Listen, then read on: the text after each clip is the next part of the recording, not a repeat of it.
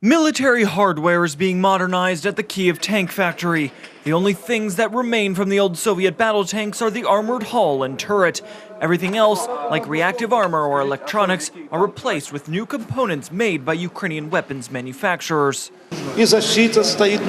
Armoring is new sights and navigation hardware. Everything is enhanced every year, gets better and better. We installed new GPS and new radio sets. Upgrades are underway.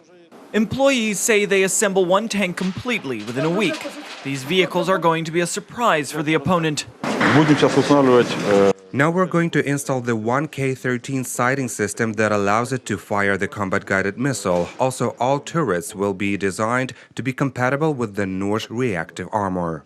Noj is an explosive reactive armor system. When an artillery round comes into contact with this type of armor, the explosive liner hidden inside these bricks detonates as a result. This either deflects the projectile or destroys it. Several newly modernized T-72 battle tanks were already outfitted with this system, and in a few days they will be transferred to the regiments on the front line. We will test it at a training center for a month first. Next to the tanks are brand new BTR-3 armored personal carriers completely produced and assembled in Ukraine. And next to those are Stuchna and Korsar anti-tank missiles, which have already proven their effectiveness on the front lines.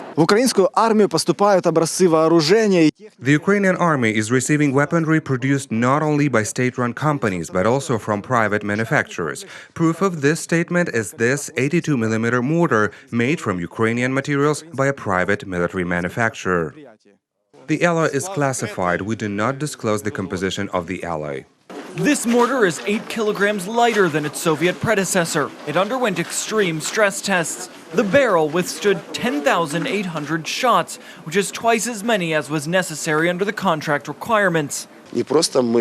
We didn't just increase the reliability by 2 times, we added an extra 800 shots and proved that the mortar can still be used. It can be said that these are the most unique technical characteristics that are available in the world. Ukrainian private companies also designed the armored combat vehicles Varta and Novator. Almost all of the hardware transferred to the army was produced after the start of the war. The only exception is the radar locator system. It was designed a year before Russian aggression started in the east. This system is currently being used by the Ukrainian Coast Guard. However, the potential uses are much broader. Detect and track ground, sea and airborne targets. If we are talking about airborne targets, it is drones. Seaborne, light motorboat. Airborne could also be gliders or even paratroopers. According to the Secretary of the National Security and Defense Council of Ukraine, this year the army has received more than 3,000 military hardware pieces.